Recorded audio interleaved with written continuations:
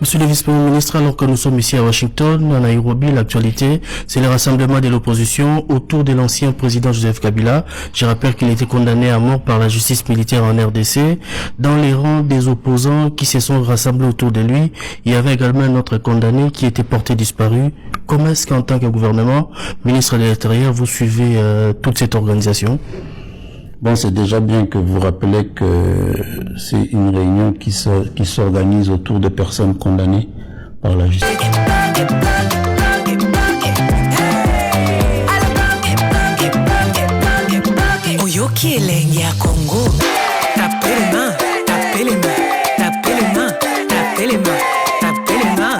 Monsieur le vice-premier ministre, alors que nous sommes ici à Washington, à Nairobi, l'actualité, c'est le rassemblement de l'opposition autour de l'ancien président Joseph Kabila. Je rappelle qu'il a été condamné à mort par la justice militaire en RDC.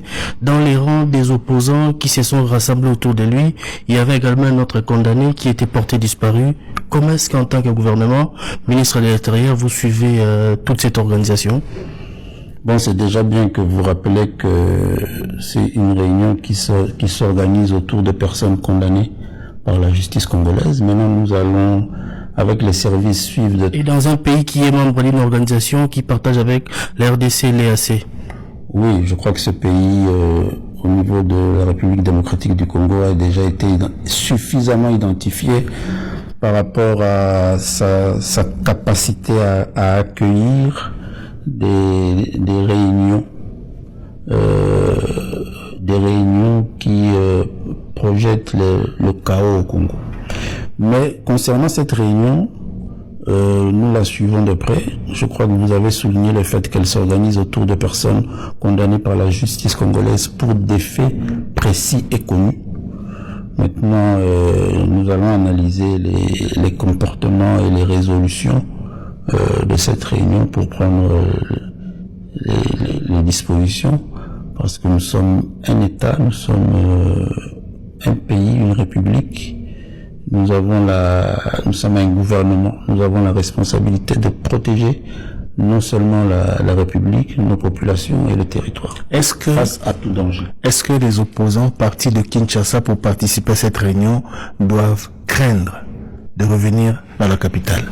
Non, je crois que ce que la République démocratique du Congo doit craindre, c'est ce qui se fomente au sein de cette réunion contre la République. C'est ça le plus important. Vous n'y avez pas été. Ils disent que c'est des opposants, ils parlent de l'actualité, ils parlent du pays. Si c'est une réunion qui va parler du progrès, du développement de la République, il n'y a rien à craindre. C'est vous qui posez la question, c'est pas moi qui la pose. Je ne vous ai pas donné cette question. J'ai suivi certains intervenants dire qu'ils parlent du pays, de l'actualité, de la crise en République démocratique du Congo. Tout en dénonçant la dictature installée par vous, le président Félix Tshisekedi a été élu massivement, légitimement, dans une élection libre, transparente et démocratique, pendant que la République démocratique du Congo organisait le scrutin de 2023.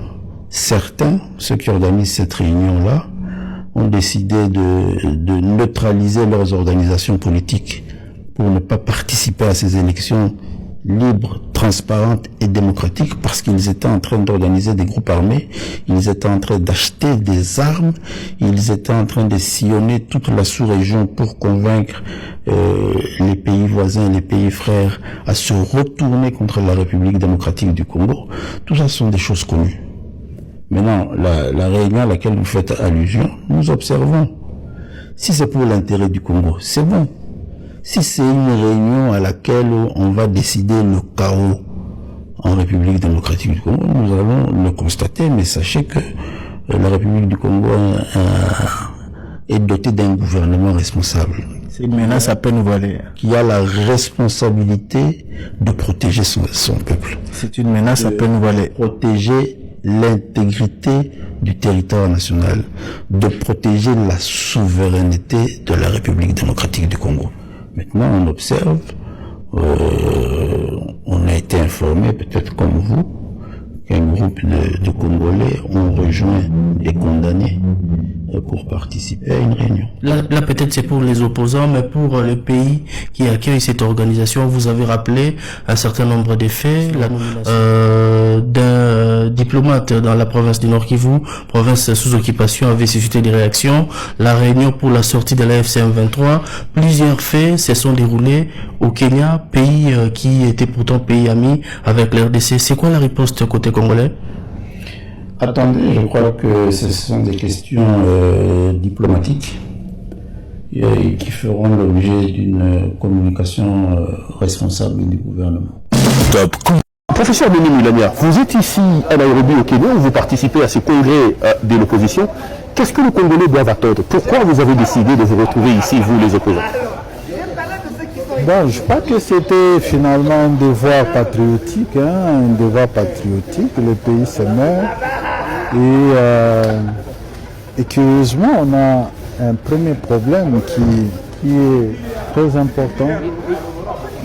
Ceux qui gouvernent le pays ne reconnaissent même pas la crise qu'il y a dans le pays et puis, loin encore, ne reconnaissent pas la gravité de cette crise. Rappelez-vous, le président Tshisekedi s'est retrouvé dans un des pays de l'Europe de l'Est où il avait clairement dit qu'il n'y a pas de crise en République démocratique du Congo.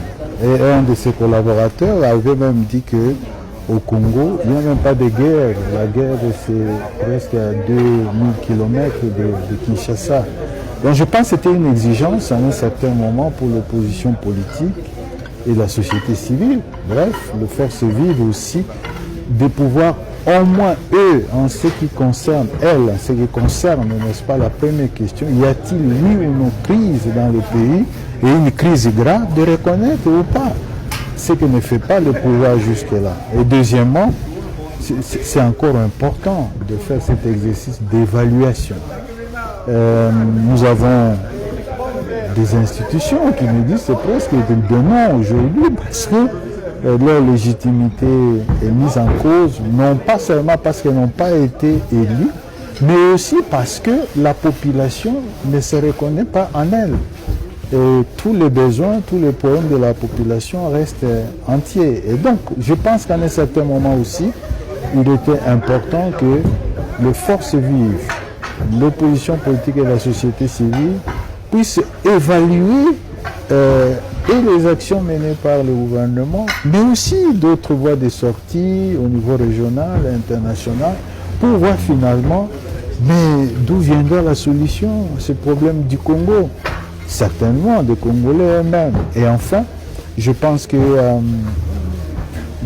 parce que toutes ces solutions n'ont pas été efficaces, il faut bien maintenant qu'on puisse réellement faire tourner le ménage. C'est-à-dire, le président Tshisekedi dit qu'il ne fera pas la guerre, il fera pas le dialogue avec vous parce que vous ne condamnez jamais le Rwanda. Quand vous dites que vous allez tourner le ménage, c'est quoi? Vous allez rejoindre Corneille Nangaa, que vous ne condamnez d'ailleurs pas souvent, ou presque pas, vous ne condamnez pas le Rwanda. C'est quoi la recette finalement quand vous dites que vous allez tourner le ménage? La question, la condamnation, c'est une diversion.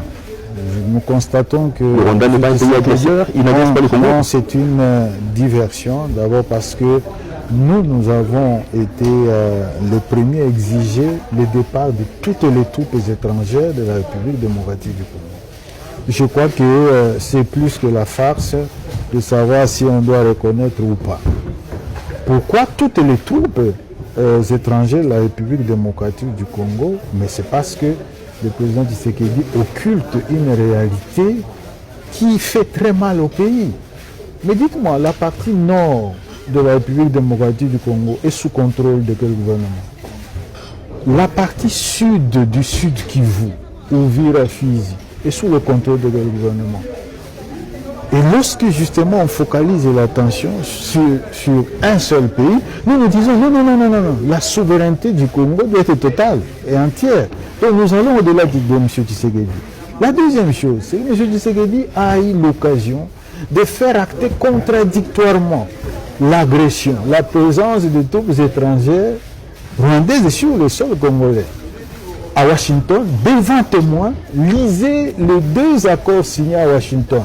L'accord sur les principes fondamentaux et l'accord définitif entre le Rwanda et la RDC. M. Tshisekedi n'a pas fait mentionner que le Rwanda a agressé le Congo. Lisez aussi l'accord de Doha. Mais nulle part, on a fait mentionner que notre pays est victime de l'agression. Alors si la chef du pays ne fait pas mentionner que le pays est agressé, vous voulez que ce soit qui le fasse? Et enfin, il faut faire très attention. Le pays va très mal. Prenons la dimension sécuritaire, Pérou. On parle beaucoup du Rwanda.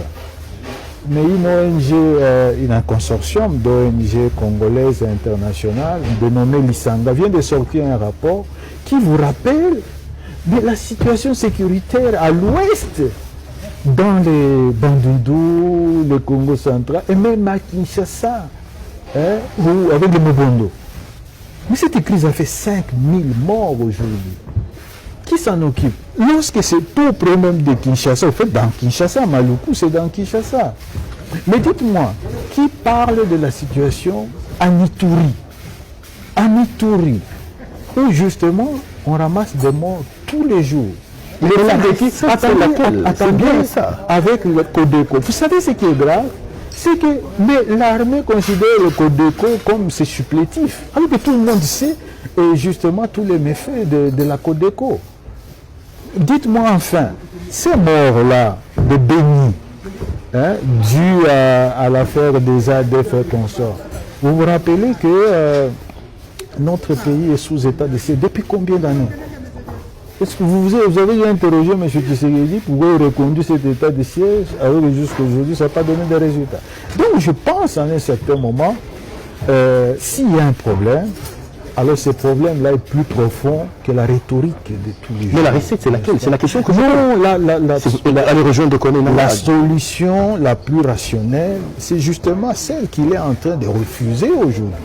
C'est-à-dire un vrai dialogue inclusif et qui devait permettre aux fils et aux filles du pays de reconnaître collectivement la gravité de la crise que connaît le pays et de définir les voies de sortie ensemble. Maintenant, Pérou, on peut s'interroger, s'il est en train d'esquiver cette voie, que cherche-t-il lui-même? Posez-lui la question. Posez-lui la question. Parce que quand on sort de la rationalité, on est dans quoi? Dans l'irrationalité. Je ne vous le fais pas dire. Je ne vous le fais pas dire. Ce qui est vrai, c'est que les Congolais ne méritent pas tout ça. Le Pérou, il y en a même qui disent que c'est une crise vieille de 30 ans. Et quand on parle de Sun City, c'est un jeune homme de 29 ans qui est arrivé et qui a dit, j'aime la métaphore utilisée par Eli Kambokolo. Il dit, il a appelé les rebelles qui étaient à vous. Qu'est-ce que vous voulez? Ah non, non, nous voulons ceci. Ah, prenez. Vous voulez, qu'est-ce que vous voulez? Nous voulons ceci. C'est ça, Sun City. Et à la fin, il a dit, ok, avec tout ça, est-ce qu'on peut réunifier le pays? Le pays a été réunifié. Il y a eu une transition pacifique qui a donné lieu à quoi? Qui a donné lieu à une constitution. Et puis, bon, voilà, autant de cycles électoraux. Et puis, le transfert pacifique de pouvoir. Deuxièmement, en 2012, mais on a eu cette crise sécuritaire avec les mêmes, l'M23. Et ça s'est résolu comment? Kabila quitte, il laisse 9 ans de paix derrière lui et il transfère un pays en paix et uni. Qu'a-t-il fait de ce pays, M. Tshisekedi? Avez-vous déjà posé cette question à lui et à ceux qui gouvernent avec lui? Excellence, merci beaucoup. C'est moi qui vous...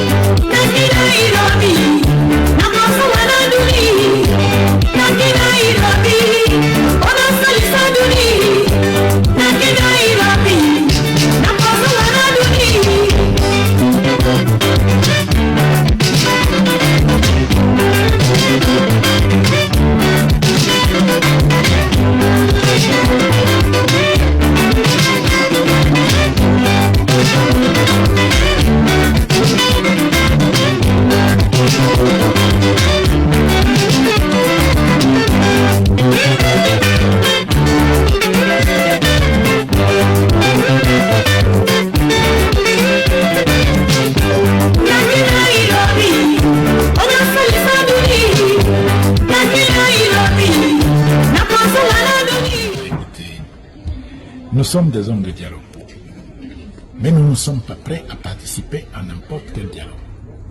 Ce dont M. Tshisekedi parle, ce n'est pas d'un dialogue, c'est un monologue.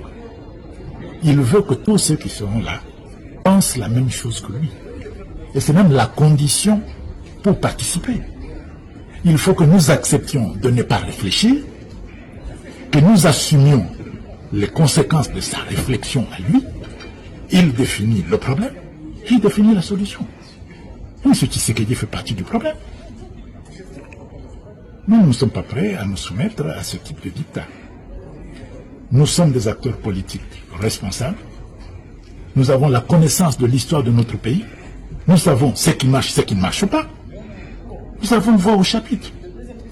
Notre analyse est différente de ce M. Tshisekedi. Il ne peut pas dire que nous, quand nous avons gouverné, nous n'avons jamais dénoncé ce dont il parle aujourd'hui, matin, midi et soir.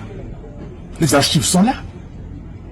Le Congo n'a pas commencé avec l'arrivée de M. Tshisekedi au pouvoir. Comme les difficultés, les rapports difficiles avec les partenaires extérieurs, ça n'a pas commencé avec M. Tshisekedi.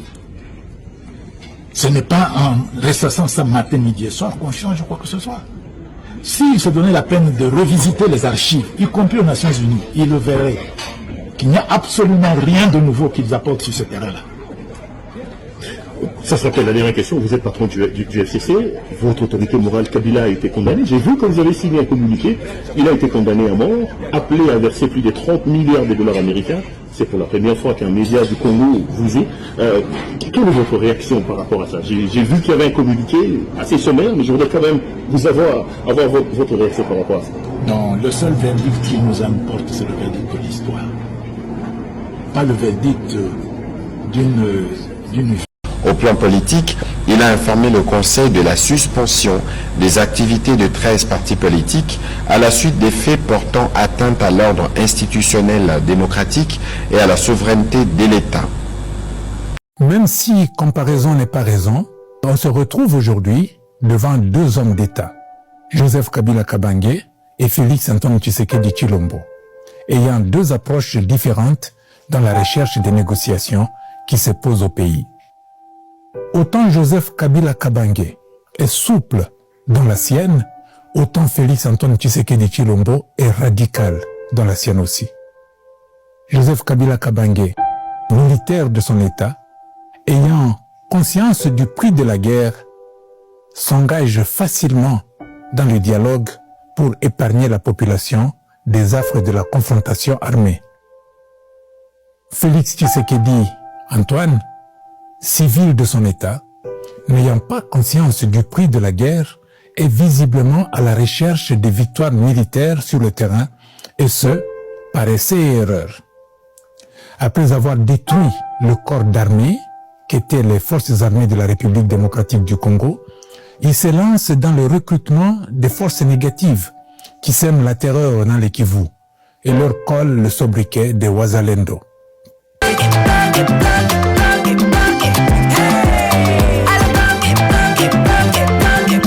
Oyoki elenge ya Congo, tapelema, tapelema.